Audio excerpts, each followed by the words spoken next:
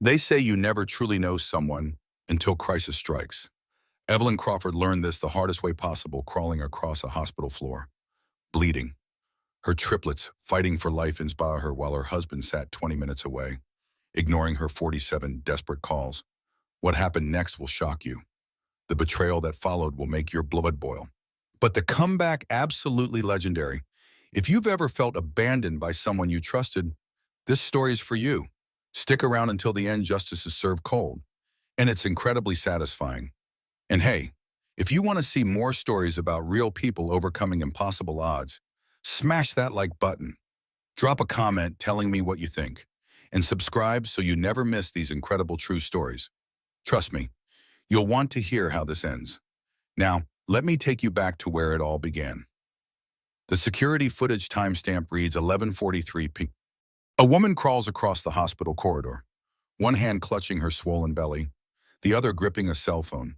Blood trails behind her on the sterile white floor. Her face contorts in agony as she reaches for the emergency call button. 20 minutes earlier, across town, Thomas Crawford pulled his Mercedes into the underground parking garage of the Meridian Towers, the most expensive address in the city.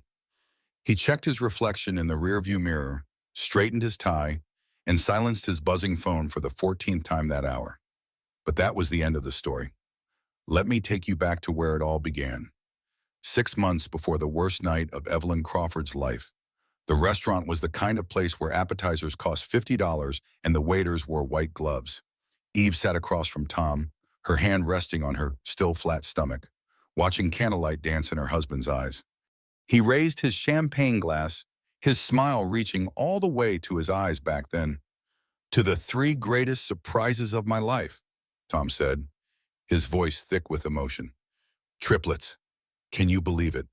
Eve, we're going to have triplets?" Eve laughed, tears streaming down her face. "I'm terrified and thrilled and completely overwhelmed. We'll figure it out together," Tom promised, reaching across the table to squeeze her hand. "You and me against the world, just like always." That promise would be broken in the cruelest way imaginable. But on that perfect evening, Eve believed every word. She believed in their marriage, in their future, in the man sitting across from her. She had no idea that Tom's real estate development company was drowning in debt, that creditors were circling, that her husband was already looking for a lifeline in all the wrong places. 3 weeks later, Tom met Gabrielle Monroe at an investor cocktail party. Bree, as everyone called her, was 28 years old with a lifestyle brand built on luxury and aspiration. Her social media presence promised connections to wealthy clients, and Tom needed those connections desperately. "Crawford Development," Bree said, swirling her martini as she leaned closer. "I've heard things about your firm. You're ambitious." "I like ambitious men." Tom should have walked away. Instead, he found himself captivated by someone who seemed to understand the pressure he was under, the weight of expectations, the fear of failure that kept him awake at night. Eve was preparing nurseries and reading pregnancy books. Bree was talking about million-dollar deals and introducing him to potential investors. The affair began slowly, almost innocuously. Late-night texts about business opportunities, coffee meetings that ran long, then dinners, then hotel rooms. Tom justified each step.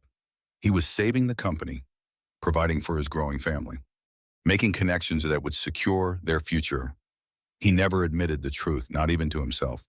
He was running away from responsibility, hiding from the terrifying reality of becoming a father to 3 children at once, seeking validation from someone who demanded nothing from him except the illusion of success. Eve noticed the changes, but dismissed her instincts. Tom worked late more often. He was distracted during dinner, always checking his phone. When she tried to talk about baby names or nursery colors, his eyes glazed over. But he was under pressure, she reasoned. Building a business was stressful. She could be patient. Then she found the receipt. $1,800 for diamond earrings from an exclusive jewelry boutique. The purchase date was her birthday, but she had received nothing. "Tom." She held up the receipt, her 8-month pregnant belly making it difficult to stand comfortably. "What is this?" His face barely flickered. He had become an expert liar by then. "Client gift, Henderson's wife. You know how these deals work. You have to schmooze the wives." $1,800. It's an investment. Eve, this contract could save the company. He kissed her forehead, his hand resting briefly on her stomach. Trust me, everything I do is for you and these babies. She wanted to believe him. The alternative was too painful to consider. So she pushed down the doubt, ignored the growing distance between them, and focused on preparing for the arrival of Owen, Nora, and Julian. She had no idea that across town, Bree was wearing those earrings, taking selfies that made Tom's phone buzz with notifications, planning her next move in a game she had played many times before. Eve's water broke at 9:47 p.m. on a Tuesday, 3 weeks before her scheduled cesarean section. She was alone in their townhouse, folding tiny onesies and watching a documentary about marine biology. The first contraction hit like a freight train, doubling her over the laundry basket.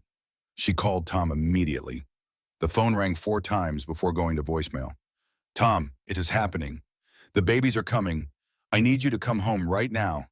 She called again, and again, and again. Across the city, in Bree's penthouse apartment, Tom's phone vibrated on the glass coffee table. He glanced at it, saw Eve's name, and reached to answer. Bree's perfectly manicured hand covered his. Let it go to voicemail, she purred, refilling his wine glass. You said tonight was about us. It's Eve. She's been calling a lot lately. She's pregnant and emotional. She'll be fine for an hour. Bree's smile was calculated, predatory.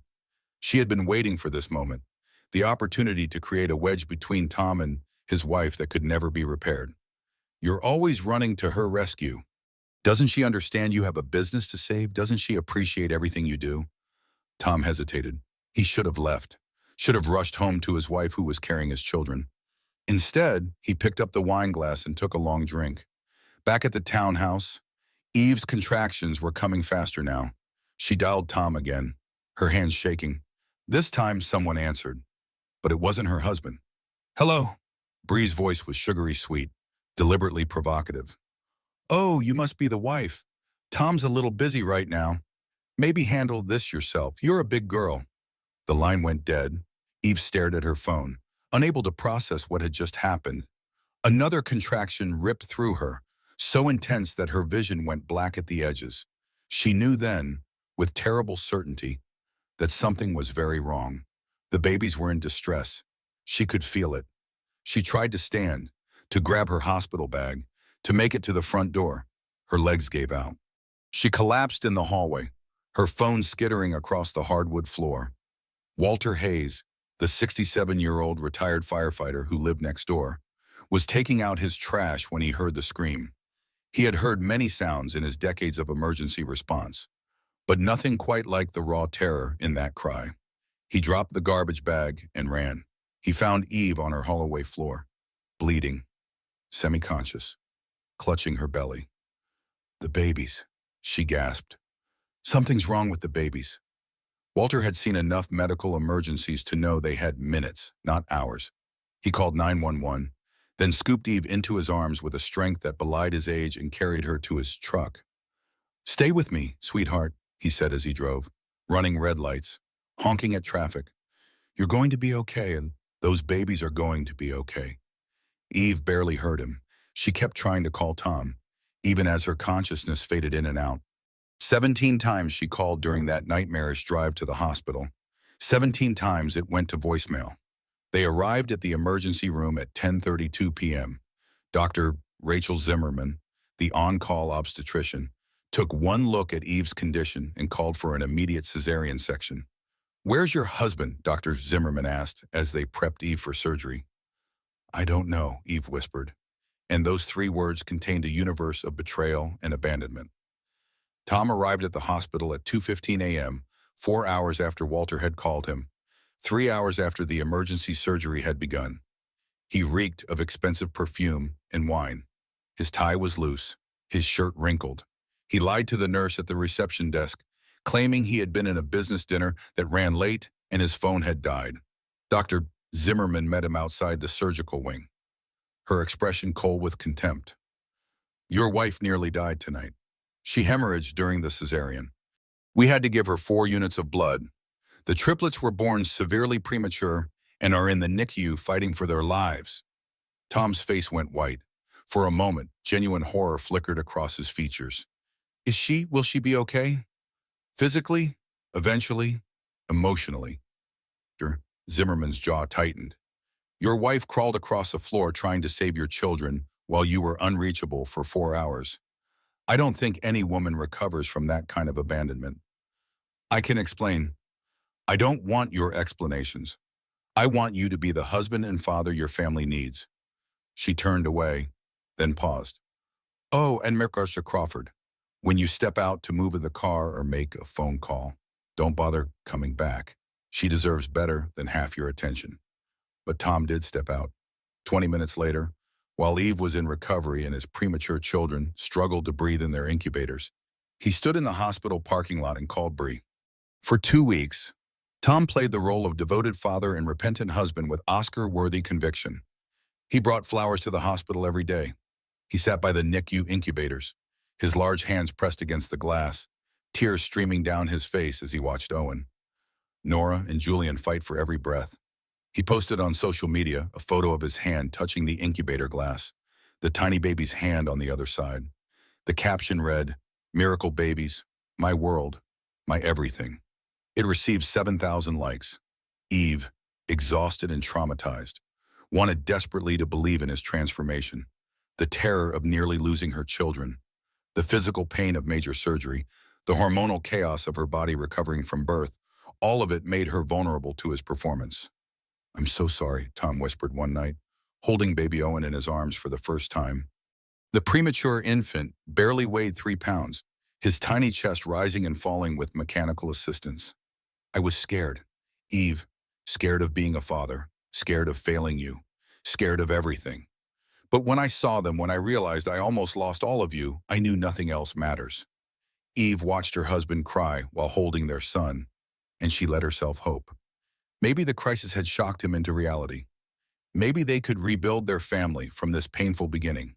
She didn't know that Bree was texting him constantly, that he was sneaking into hospital stairwells to respond, that his tears were as much about the mess his life had become as they were about genuine love for his children. The first crack in his facade appeared when the hospital billing department contacted Eve. She was in the NICU, finally able to hold Nora for the first time, when the financial counselor approached with a clipboard and a sympathetic expression. Mrs. Crawford, I need to discuss your account. There seems to be an issue with your insurance coverage. Issue? What kind of issue? The counselor hesitated. Your policy was canceled 3 months ago. The premiums weren't paid. Eve's world tilted. That's impossible. Tom handles all our finances. He said everything was fine. I'm very sorry, but without coverage, your responsibility for the emergency cesarean, NICU care, and extended hospital stay is approximately $340,000. The number was so absurd that Eve laughed. It was a high, hysterical sound that made other parents in the NICU look over with concern. There must be a mistake. Please check again. But there was no mistake. Tom had canceled her insurance to free up money for his failing business and his expensive mistress. He had prioritized Bree's credit card bills over his wife's medical coverage while she carried triplets. When Eve confronted him that evening, the mask finally slipped. What did you expect me to do? Tom's voice rose, echoing off the hospital walls. The company is bankrupt. Eve, I'm drowning. I made choices to try to save everything. You chose to cancel my insurance while I was pregnant with triplets. I was going to fix it. I thought I had more time. How was I supposed to know you'd go into labor early? How were you? Eve couldn't finish the sentence. She stared at this stranger wearing her husband's face. Where were you really that night when I was bleeding on our floor, calling for help? Tom's silence was an answer enough. Get out, Eve said quietly. Get out of this hospital. Get away from me and my children. Our children. No, you made your choice. These are my children. Mine, the ones I nearly died to bring into this world while you were with her. Tom left. He didn't fight, didn't beg. He simply walked away, pulling out his phone before he even reached the elevator. Eve sat alone in the NICU, watching her 3 tiny babies breathe with mechanical assistance, and realized she had never felt more alone in her entire life. Preston Clark, Tom's business partner, appeared at the hospital 3 days later with a bottle of expensive scotch and a conscience that finally couldn't stay silent. "I need to tell you something," Preston said, sitting in the uncomfortable hospital chair beside Eve's bed. "About Tom and the company." Eve was too numb for surprise. What else could there possibly be? "He's been embezzling from Crawford Development for 8 months. About $200,000 total. I have the bank records. He's been funneling money to Gabrielle Monroe luxury purchases, rent for her penthouse, credit card payments." Eve closed her eyes. "While I was pregnant, while you were pregnant, while the company was failing, while our employees were facing layoffs." Preston's hands shook as he poured scotch into a plastic cup. "I'm going to the authorities. I wanted you to know first. You deserve to know what kind of man you married." After Preston left, Eve sat in the dark hospital room and did the math. Tom had stolen $200,000 to fund his affair. He had canceled her insurance to save a few $1,000s a month. He had left her bleeding and alone while he drank wine with his mistress. He had abandoned his children in their first moments of life. And somewhere in the city, Bree was posting on social media. Eve pulled up the Instagram account, unable to stop herself from looking. The latest post showed diamond earrings, Eve's birthday earrings sparkling in professional lighting. The caption, "Treated like a queen by a king, know your worth, ladies." The post had 18,000 likes. Eve had 3 premature babies in intensive care, a $340,000 medical bill, and a husband who had systematically destroyed everything they had built together.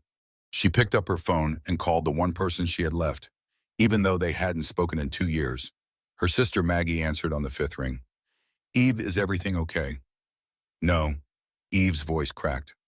"Nothing is okay. I need help." She explained everything: the affair, the abandonment, the embezzlement, the crushing debt. She waited for her sister's sympathy, her offer to come to the hospital, to help with the babies, to stand beside her the way families should. Instead, Maggie's voice was cold. "I warned you about Tom. Remember at your wedding I told you he cared more about appearances than substance. You told me I was jealous and cut me out of your life for 2 years. Maggie, please. You made your choice. Eve, you chose him over family. Now you want me to clean up the mess. Figure it out yourself." The line went dead. Eve sat in the darkness of the hospital room, listening to the beep of monitors and the soft sounds of babies breathing, and understood that she was truly alone. No husband, no sister, no safety net, just her and 3 fragile lives that depended entirely on her ability to survive this nightmare. The next morning, Tom's lawyer delivered settlement papers. The offer was simple. Tom would take responsibility for half the medical debt and pay basic child support if Eve signed a non-disclosure agreement and granted him joint custody. Eve stared at the papers, tempted by the relief from crushing debt. She was so tired, so overwhelmed. 3 babies who couldn't breathe on their own. A body still healing from surgery. A future that looked impossibly dark. She was reaching for a pen when Walter appeared in the doorway. "Don't sign that," the old firefighter said firmly. He crossed the room and took the papers from her hands. "My daughter's a lawyer." She looked over these terms. "It's a trap. He gets to control the narrative, keep you silent, and maintain access to the kids while paying pennies on the dollar for what he owes.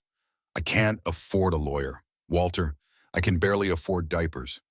Walter pulled out his checkbook and wrote quickly. He handed Eve a check for $5,000. "It's a loan, interest-free. Pay me back when you're on your feet." His weathered face was gentle but determined. "Don't let him win. Eve, you're stronger than you know." Eve looked at the check, then at this virtual stranger who had saved her life and was now offering her hope. She thought about her daughters and son fighting for their lives in incubators. She thought about teaching them what it meant to stand up for yourself, to refuse to accept less than you deserved. She tore up the settlement papers. "Help me find a lawyer," she said. "The best one I can afford." Walter smiled. "Now you're talking." Attorney Sarah Mitchell was 42 years old, sharp as a scalpel, and completely unimpressed by Tom Crawford's attempts at manipulation.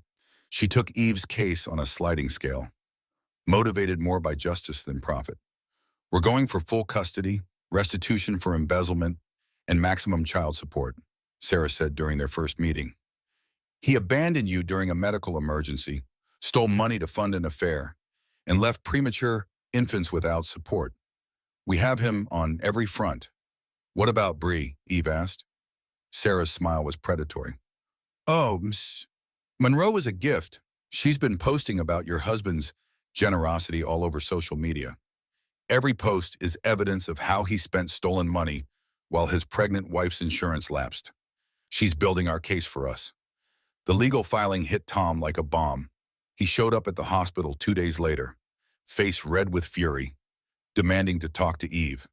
Security had to escort him out when he started yelling in the NICU about vindictive women and witch hunts. That's when Bree made her move. The Instagram post appeared at 7 p.m., a photo of Eve looking haggard and disheveled, taken through the hospital window during the worst moments of her medical crisis. The caption was carefully crafted to seem concerned while destroying Eve's credibility. Heartbreaking to see a mother struggling. Tom Crawford is fighting for his children's safety, praying for these precious babies to get the stable home they deserve. Mental health matters. The post went viral. 23,000 shares, 41,000 comments. Half were supportive of Bree's brave speaking out. Half were calling her a homewrecker. But the narrative was planted. Eve was unstable. Tom was the concerned father. The triplets were at risk. Within 48 hours, Child Protective Services received an anonymous call claiming Eve was neglecting the babies, that she was suffering from severe postpartum depression and couldn't handle triplets alone. The caseworker, Amanda Torres, arrived unannounced at Eve's apartment the day after the triplets were finally released from the NICU. Owen still needed oxygen support. Nora had a feeding tube. Julian was the healthiest at barely 5 pounds. Eve was running on 3 hours of sleep, trying to coordinate 3 different feeding schedules, pumping breast milk, managing medications, and keeping 3 premature infants alive. The apartment was a disaster, bottles everywhere, laundry piled high. Eve herself looked like she hadn't showered in days because there was no time. Ms. Crawford, I'm Amanda Torres from Child Protective Services. We received a report about potential neglect. Eve stood in her doorway, a baby monitor in one hand and a bottle in the other, and felt her world crumble again. Neglect? Who called you? That's confidential. May I come in? Amanda spent an hour documenting the apartment, examining the babies, asking questions. Eve answered honestly, even when honesty made her look terrible. Yes, she was exhausted. Yes, she felt overwhelmed. Yes, she had cried every single day. Yes, she had considered whether she was capable of doing this alone. But through it all, Amanda watched how Eve handled the babies, how she noticed when Nora's feeding tube needed adjustment before the monitor even beeped, how she checked Owen's oxygen saturation without looking at the machine, reading his color and breathing pattern with practiced eyes, how she held Julian during his feeding, talking softly about the life she was going to build for them. Mrs. Crawford, Amanda finally said, closing her notebook. I've been doing this job for 17 years. I know what neglect looks like, and this isn't it. This is a woman keeping 3 premature infants alive through sheer determination. Eve's legs nearly gave out with relief. However, Tom, Amanda continued, you need support. You're physically and emotionally depleted. Do you have anyone who can help? My neighbor Walter and Dr. Zimmerman from the hospital checks on us. Amanda nodded. I'm going to close this case as unfounded, but I'm also going to recommend some resources, support groups, respite care, counseling. You can't pour from an empty cup. After Amanda left, Eve fed all 3 babies, got them settled, and allowed herself to cry for exactly 5 minutes. Then she pulled out her phone and recorded a video. My name is Evelyn Crawford. A week ago, someone posted a photo of me looking terrible during the worst medical crisis of my life and used it to question my fitness as a mother. That same person is sleeping with my husband and spent the money that should have paid for my insurance. I nearly died bringing my children into this world. I will not let anyone, no matter how many Instagram followers they have, threaten my family again. She posted the video to a hastily created social media account. She expected maybe a few hundred views from friends and family. Within 24 hours, it had 3 million views. The internet is a strange and unpredictable beast. Sometimes it tears people apart. Sometimes it rallies behind them with ferocious loyalty. Eve's raw, honest video touched something fundamental. the fury that people feel when they see injustice, especially injustice against someone who is clearly struggling and surviving against terrible odds. Within days, investigative bloggers and amateur internet detectives had uncovered Gabrielle Monroe's history. She had done this before, multiple times. Targeted married wealthy men, infiltrated their lives, encouraged them to leave their families, then moved on when the money ran out or the consequences became too real. A man named David Hartley came forward. 5 years earlier, he had lost custody of his daughter after Bree had encouraged him to fight his ex-wife using false accusations of instability. The court battle had bankrupted him. By the time it was over, Bree had moved on to her next target. David hadn't seen his daughter in 4 years. "She's a predator," David said in a video interview that went viral. "She finds vulnerable men in crisis and exploits them. Then she destroys their families and disappears." The evidence piled up. Screenshots of Bree's deleted posts bragging about expensive gifts from mystery men, bank records showing a pattern of large deposits from different sources, testimony from 3 other men who had nearly lost everything before realizing what she was doing. Bree's carefully curated Instagram image crumbled. She went from lifestyle influencer to cautionary tale in a matter of weeks. Sponsors dropped her. Followers abandoned her. The comments on every post became brutal. But Bree was a survivor in her own twisted way. She knew when to cut her losses.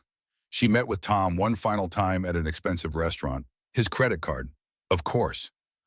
"I'm done," she said simply, sipping a martini. "You're broke, facing criminal charges, and your wife is making you look like a monster.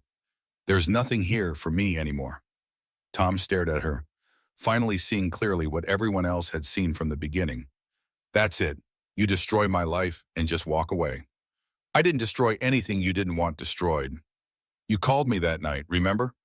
While your wife was in labor, you made every choice that brought you here." She stood up, leaving her half-finished drink. "Good luck with the trial. You're going to need it." Tom sat alone in the restaurant, surrounded by the wreckage of his life, and finally understood what he had done. But understanding came too late for redemption. Meanwhile, Eve was building something remarkable from the ashes. The viral attention brought unexpected support. A law firm offered to represent her pro bono. A local charity paid off her medical debt. Parents of premature infants sent care packages and encouragement. Dr. Zimmerman became a regular visitor, teaching Eve the skills she needed to care for 3 medically fragile babies. And perhaps most surprising, her sister Maggie showed up at the door 3 weeks after their terrible phone call. "I was wrong," Maggie said quietly. "You were right to cut me off 2 years ago. I was jealous and bitter. And when you needed me most, I abandoned you just like Tom did. I don't deserve forgiveness. But I'm here now if you'll let me be." Eve looked at her sister, really looked at her, and saw genuine remorse. She thought about what she wanted to teach her children about grace, about family, about second chances. "Come meet your niece and nephews," Eve said, opening the door wider. The family court date was set for 6 weeks away. Sarah Mitchell was building an airtight case using phone records, bank statements, security footage, and testimony from Walter, Dr. Zimmerman, Preston, and Amanda Torres. Tom's lawyer was scrambling, trying to find any angle that would make his client look less monstrous. Their final strategy was desperate claim that Eve's public statements about the case had made Tom look so bad that he couldn't get a fair hearing. They filed for joint custody, arguing that Eve was vindictive in trying to alienate the children from their father. "Let them try that argument," Sarah said with grim satisfaction. "We'll bury them with evidence." The night before the trial, Eve sat in her apartment with her babies finally sleeping, all 3 in a neat row in their cribs. Owen's oxygen machine hummed softly. Nora's monitor beeped steadily. Julian stirred and settled without waking. Walter knocked softly and entered, carrying 2 cups of tea. "Nervous?" he asked. "Terrified," Eve admitted. "What if something goes wrong? What if the judge doesn't believe me?" Walter settled into the chair beside her. "Let me tell you something I learned in 40 years of firefighting.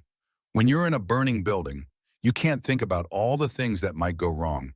You focus on the next step. Get to the next room. Find the next person. Take the next breath. You've been doing that since the night I found you on that floor. One step at a time, one day at a time, keeping those babies alive and yourself sane. Tomorrow is just another room to walk through. Eve managed to smile. You're a very wise man. Walter Hayes. Nah, I'm just old and stubborn. He squeezed her hand. But so are you. And tomorrow, that courtroom is going to see exactly what Tom threw away. The courtroom was smaller than Eve expected, more intimate and somehow more intimidating because of it. Judge Patricia Brennan was a 56-year-old woman with steel gray hair and a reputation for cutting through nonsense to reach the truth. She had presided over family court for 20 years and had seen every variation of human failure and redemption. Tom arrived with his lawyer, Marcus Reeves, a polished man in an expensive suit who specialized in making bad people look sympathetic.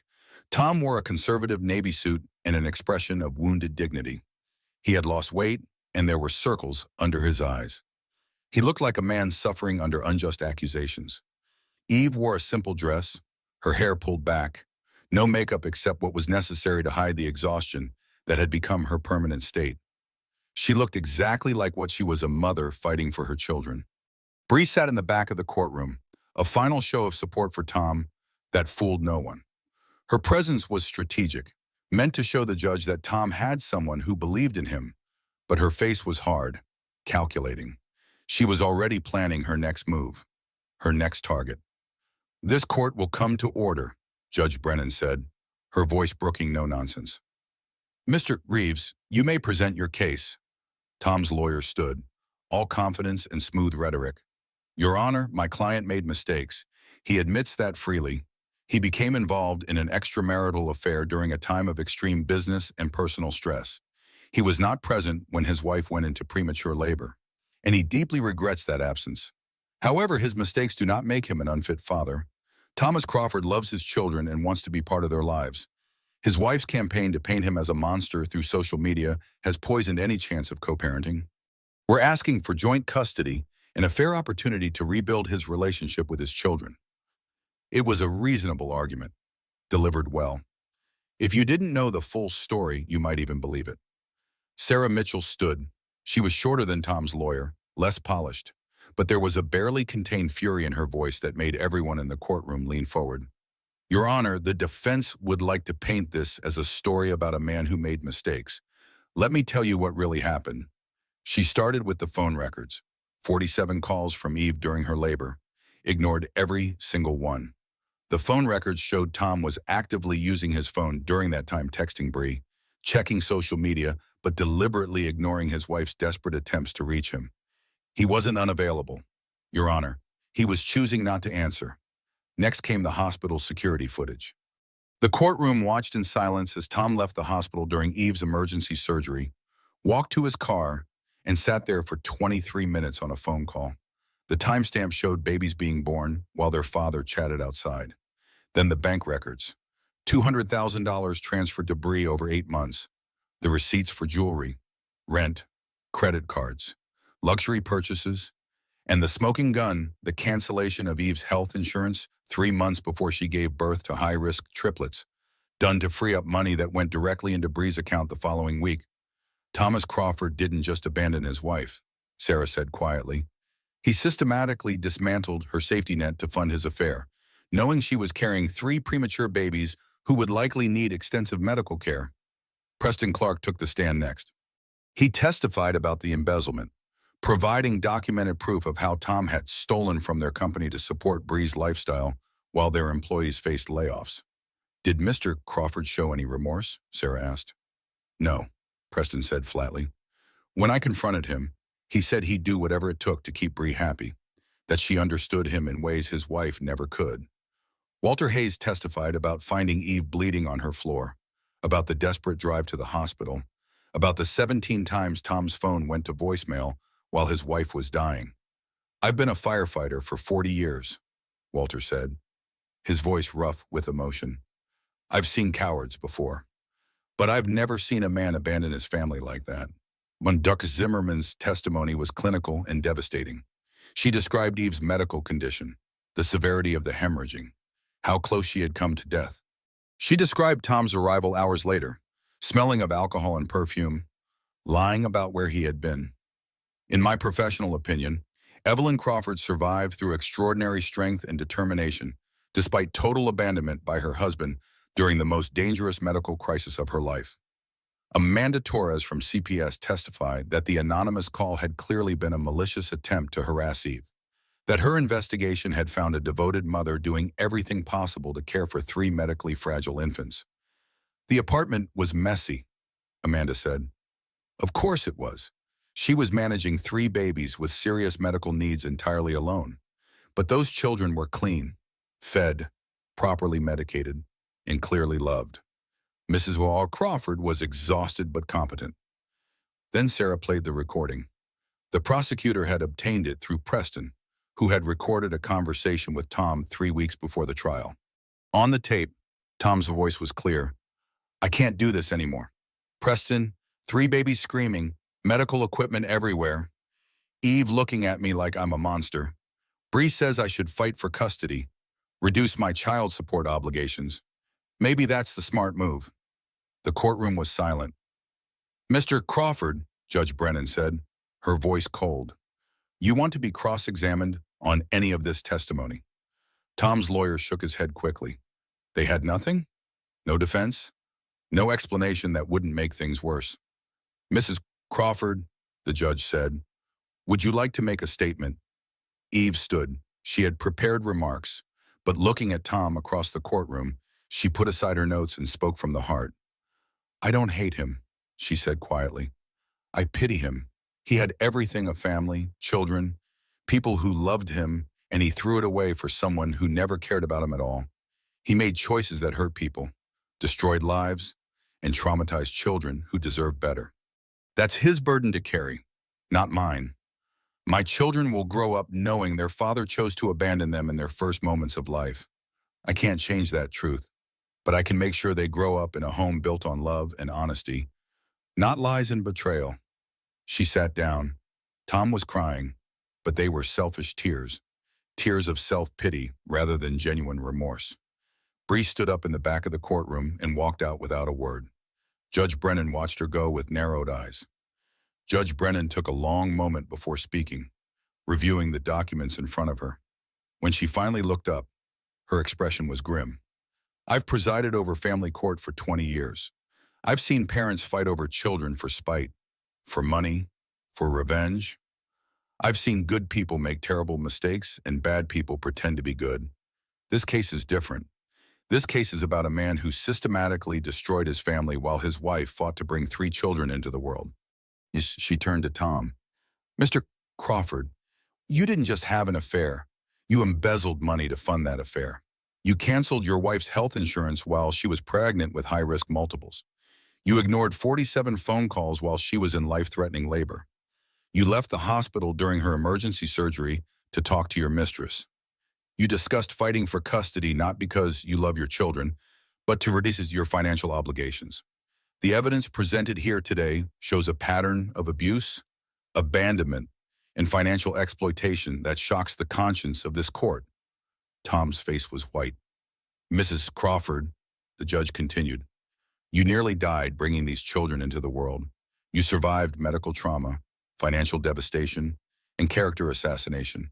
You kept 3 premature infants alive through sheer determination while managing your own recovery and rebuilding your life from nothing. The evidence shows you are exactly the kind of mother every child deserves. Judge Brennan signed several documents with decisive strokes. I'm awarding full legal and physical custody to Evelyn Crawford. Thomas Crawford will pay full restitution for embezzled funds, plus maximum child support based on his income potential, not his current circumstances. He will have supervised visitation only, twice monthly, at a court-approved facility. Visitation will be contingent on his completion of court-mandated counseling and his cooperation with a parenting program. Tom stood, face red. Your Honor, I'm not finished.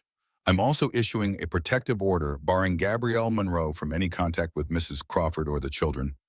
Additionally, I'm referring this case to the district attorney for potential criminal charges relating to embezzlement, fraud, and the CPS harassment campaign. Tom sank into his chair, face in his hands. Mr. Crawford, you made choices. Choices have consequences. Court is adjourned. Outside the courtroom, The autumn sun felt impossibly bright. Eve stood on the courthouse steps, Sarah beside her, Walter and Maggie waiting below. She felt lighter than she had in months, as if a crushing weight had finally lifted from her shoulders. "What happens now?" she asked Sarah. "Now you build your life. Tom will appeal. Of course, but he won't win. The evidence is overwhelming. He'll pay what he owes or face jail time. You and those babies are free." Eve thought about her 3 children, home with a trusted babysitter, waiting for her. Owen's oxygen had been reduced last week. Nora was finally feeding without the tube. Julian had smiled his first real smile yesterday morning. They were thriving against all odds. "Thank you," she said to Sarah, to Walter, to Maggie, to everyone who had stood beside her when Tom had torn her world apart.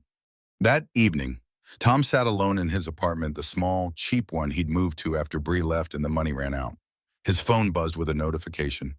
The district attorney had filed criminal charges: embezzlement, fraud, filing false CPS reports. His lawyer estimated 18 months minimum if convicted. He pulled up Bree's Instagram account. It was gone, deleted entirely.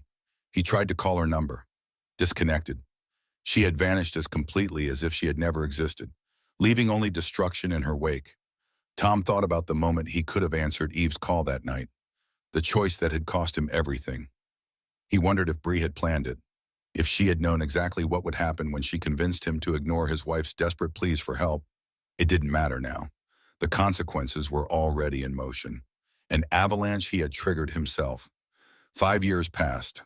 The kind of years that transform everything while somehow making you feel like you've always been exactly where you are.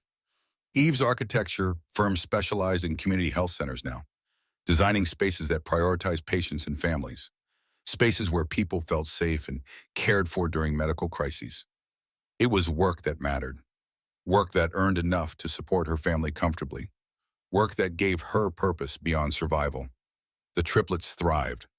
Owen's lungs had grown strong enough that his oxygen was a distant memory, though he still tired more easily than his siblings. Nora had become the family's daredevil, climbing everything and fearing nothing. Julian was the quiet observer, the one who noticed when someone was sad and brought them drawings to make them feel better. They were 5 years old now, starting kindergarten, learning to read and add and tie their shoes. They knew they had a father, though they saw him rarely. Tom came to supervise visitation maybe once every 2 months, the maximum allowed under the court order. He brought presents bought with money he barely had, sat awkwardly in the visitation center playroom, and left after an hour looking relieved.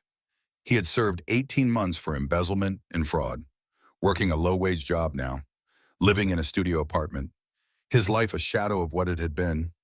Sometimes Eve felt sorry for him. Mostly she felt nothing at all. He had become irrelevant to her life, a footnote in a story that had moved beyond him. Maggie had become indispensable, the aunt who picked up kids from school and hosted sleepovers and showed up for every birthday and holiday. She had apologized 1,000 times for her initial rejection, but Eve had long since forgiven her. People made mistakes. What mattered was whether they learned from them. Walter was Grandpa Walter now, the kids' favorite person, the one who taught them to fish and told terrible jokes and made pancakes shaped like animals every Sunday morning. He was 72 years old and still sharp as ever. His apartment a second home for the triplets. Dr. Zimmerman remained a family friend, attending birthday parties and school plays, watching the children she had helped save grow into remarkable little people. She often told Eve that watching the triplets thrive was one of the greatest joys of her medical career. And Bree, her carefully constructed influencer career had imploded spectacularly. An investigative journalist had written an exposé about her pattern of targeting vulnerable men, destroying families, and moving on to the next victim. Criminal charges had been filed in 3 states for fraud and extortion. She was facing trial, her Instagram deleted, her reputation in ruins. Eve had received an email from one of Bree's other victims, thanking her for speaking out. "You saved my life," he had written. "I was about to leave my wife and kids for her. Seeing what she did to you made me realize what she was doing to me." Eve kept that email in a folder labeled "Proof that Speaking Truth Matters." On the triplets' 5th birthday, Eve threw a party in their apartment. It was full of noise and laughter, kids running everywhere, cake smashed into carpets, joy in every corner. The children's friends from school, neighbors from the building, her sister, Walter, Dr. Zimmerman, Sarah the lawyer, everyone who had helped build this new life gathered to celebrate. Owen blew out his candles and wished for a puppy. Nora wished for a trampoline. Julian whispered his wish to Eve. I wish we could stay happy, like this forever. Later, after the guests had left and the children were crashed out in their beds, sugar comatose and exhausted, Owen asked the question that Eve had been anticipating for years. Mom, why doesn't our daddy come to our parties? Eve sat on the edge of his bed, brushing hair from his forehead. She had thought carefully about how to answer this question when it inevitably came. Your daddy made choices that hurt people, she said gently. He made choices that meant he couldn't be the kind of father you deserved. That's not your fault. And it's not because you're not wonderful and lovable. It's because he wasn't ready to be what you needed him to be. Do you think he'll ever be ready? Owen asked, his 5-year-old face so serious. I don't know, sweetheart. Maybe someday. But what I do know is that you three have so many people who love you. You have me and Aunt Maggie and Grandpa Walter and Dr. Rachel. You have each other. We're a family and nothing can change that. Owen considered this, then nodded. Okay, can we get that puppy? Eve laughed. We'll talk about it. Later, standing in her living room, looking at the remnants of the party, Eve thought about the woman she had been 5 years ago, crawling across a hospital floor, abandoned and terrified. That woman would barely recognize the life she had built from those ashes. She thought about the phrase happily ever after and how it never quite fit real life. There was no perfect ending, no moment when all problems were solved and nothing bad ever happened again. Owen still had breathing treatments on bad air quality days. Nora's impulsivity sometimes led to minor disasters. Julian had separation anxiety that required patience and understanding. Eve still had moments of rage at Tom, moments of grief for the family she had thought she was building. She had days when exhaustion overwhelmed her, when she wondered if she was doing enough, being enough. But she had also learned something profound. Betrayal had shown her who Tom really was, but survival had shown her who she could become. She was strong, she was capable, she was building a life that mattered, and her children would grow up in knowing that when the world knocked you down, you got back up. When people betrayed you, you found better people. When everything fell apart, you rebuilt something stronger. That was the real ending, the real victory. Not perfection, but resilience. Not fairy tales, but truth. Eve turned off the lights and went to check on her sleeping children one more time. 3 little faces, peaceful in sleep, alive and healthy and loved beyond measure. We did it, she whispered to the darkness. We survived. And that, she had learned, was its own kind of happily ever after. The phone call came on a Tuesday morning while Eve was designing a new community health center in a neighborhood that desperately needed one. The caller ID showed an unknown number, but something made her answer. Ms. Crawford, this is Lauren Phillips. I'm a social worker in Seattle. I'm calling about a woman named Gabrielle Monroe. Eve's hand tightened on the phone. She hadn't heard that name spoken aloud in years, though she occasionally looked up the news about Bree's trial. What about her? She's serving a 3-year sentence for fraud and extortion. Part of her rehabilitation program requires her to make amends to her victims. She's asked to speak with you. Eve laughed, a short, bitter sound. Tell her I'm not interested in her apology. I understand, but there's something else, Becky. She's been diagnosed with borderline personality disorder and is in intensive treatment. Her therapist believes confronting what she's done is crucial to her recovery. I know you don't owe her anything, but I'm asking if you'd consider it. Not for her benefit, but because some survivors find closure in saying what they need to say directly.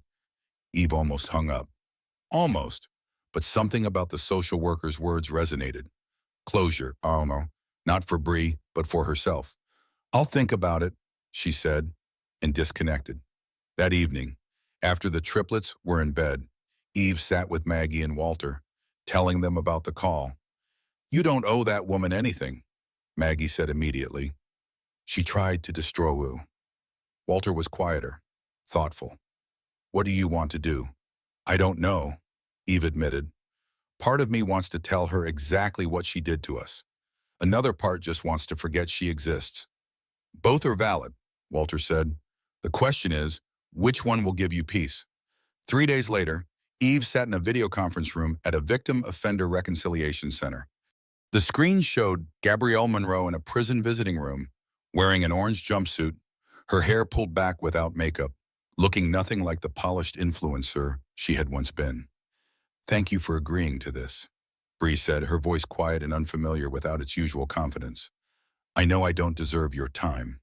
You don't, Eve said flatly. So make it quick. Bree flinched. I want to apologize for what I did to you and your family. I want to explain. I don't care about your explanations. Eve interrupted. I don't care about your diagnosis or your therapy or your journey of self-discovery. You weaponized my medical crisis. You called CPS to try to take my children away. You destroyed my family for Instagram content and luxury purchases. I want you to understand something. My children almost died because Tom canceled my insurance to pay for your apartment. Do you understand that they almost died? Bree was crying now, but Eve felt no satisfaction in it. I nearly died too. I crawled across a hospital floor bleeding because my husband was with you instead of answering my calls. My children's first moments of life were spent fighting to breathe while their father was outside on the phone with you. Those are the consequences of your choices, not abstract concepts, real human suffering. I know, Bree whispered. I'm sorry. Are you sorry because you got caught, because you're in prison? Or are you sorry because you finally understand what you did? Bree was silent for a long moment. I don't know, she finally said. I think both. I think I'm broken in ways I'm only beginning to understand. I think I was so obsessed with appearing successful that I didn't care who I hurt to maintain that illusion. I think I convinced myself that wives like you had everything and I had nothing. So taking from you was somehow fair. I was wrong about all of it. Eve studied her through the screen. There was something different in Bree's face now. Something that might have been genuine remorse or might have been another performance. Eve realized she didn't care which. I forgive you, Eve said, and watched Bree's face transform with shock and hope. Not because you deserve it, not because what you did was okay, but because holding on to hatred was poisoning me, and I choose to let it go. That's for me, not for you. Thank you, Berkin, Bree whispered. But understand, this forgiveness doesn't mean forgetting. It doesn't mean what you did was acceptable. It means I'm choosing to stop letting you have power over my life. You're irrelevant to me now. My children are thriving. I've built a good life. You're just a bad memory that taught me who to trust and who to avoid. Eve ended the call without waiting for a response. She walked out of the center into bright sunshine, feeling lighter than she had in years. That night, Owen asked another question at bedtime. Mom, do people who do bad things ever get better? It was a question that went to the heart of everything Eve had learned through her ordeal. She thought about Tom, who seemed genuinely broken by what he had lost, but still couldn't quite take full responsibility. She thought about Bree, who might be changing or might just be performing again. She thought about herself, how she had grown from that terrified woman on the hospital floor into someone strong and whole. Sometimes they do, Eve said carefully. Sometimes people make terrible mistakes and learn from them and become better. Sometimes they don't. The important thing is that you can't wait for them to change. You have to build your own life, make your own choices, become your own person. Their growth or lack of growth is about them, not about you. That's complicated, Owen said. Eve smiled. Yeah, it is. But here's what's not complicated. You three are loved. You're safe. You're going to grow up knowing how to treat people with kindness and respect. You're going to make good choices because you've seen what bad choices cost. That's the gift I can give you, not a perfect life, but the tools to build a good one. Julian, who had been listening from the next bed, spoke up. Mom, do you think you would have been happy if Dad had stayed? It was the hardest question yet. Eve thought about the woman she had been, content in her ignorance, building a life on a foundation that was already crumbling. She thought about who she had become: stronger, more independent, more compassionate toward others who were struggling. No, she said honestly. I would have been comfortable, but not happy. Sometimes the worst things that happen to us force us to become our best selves. I wouldn't wish what happened to me on anyone, but I also wouldn't trade who I've become to go back to who I was. The triplets considered this with the seriousness that 5-year-olds bring to profound truths. I'm glad you're our mom, Nora said simply. I'm glad too, Eve replied. Now go to sleep. We have adventures tomorrow. As she closed their bedroom door, Eve heard them whispering to each other, processing the complex ideas she had shared. They would grow up understanding nuance, understanding that people were complicated, understanding that survival sometimes meant letting go of what you thought your life should be and embracing what it actually was. The next morning, Eve stood in her kitchen making breakfast while the triplets argued about which cartoon to watch. Maggie was coming by later to take them to the park. Walter was bringing pizza for dinner. Dr. Zimmerman had sent a text asking if they wanted to see a kids' movie on Saturday. The kitchen was noisy and chaotic and sticky, with syrup and perfect in its imperfection. This was the life Betrayal had forged. This was the family survival had built. This was the wisdom that came from crawling through darkness and finding your own light. Eve poured 3 glasses of milk, set out 3 plates, and called her children to breakfast. They came running, arguing and laughing, and alive in ways they almost weren't. Saved by a mother's determination and a neighbor's kindness in the collective effort of people who chose to stand beside someone who had been abandoned. Mom, Julian said, climbing into his chair. When I grow up, I want to be strong like you. Eve kissed the top of his head. You already are, baby. You already are. And as she watched her 3 children eat breakfast in the home she had built from ashes, Eve finally understood the real ending to her story. It wasn't about Tom getting punished or Bree getting caught or justice being served, though all of those things had happened. The real ending was this moment, this ordinary Tuesday morning, these 3 thriving children, this hard-won peace. The real ending was learning that you could survive the unimaginable and build something beautiful from the rubble. The real ending was choosing yourself, your children, your future over the people who had chosen to abandon you. The real ending was simply this: she had survived, and survival was its own magnificent victory. Outside, the world continued spinning. Somewhere, Tom was waking up alone in his small apartment, living with the consequences of his choices. Somewhere, Bree was counting down her sentence, perhaps changing or perhaps just waiting to prey on someone new. Somewhere, other families were facing their own crises, their own betrayals, their own impossible nights. But here, in this kitchen, with these 3 children, in this life built deliberately and carefully from nothing, there was joy, there was love, there was home. And that, Eve had learned, was the only ending that mattered.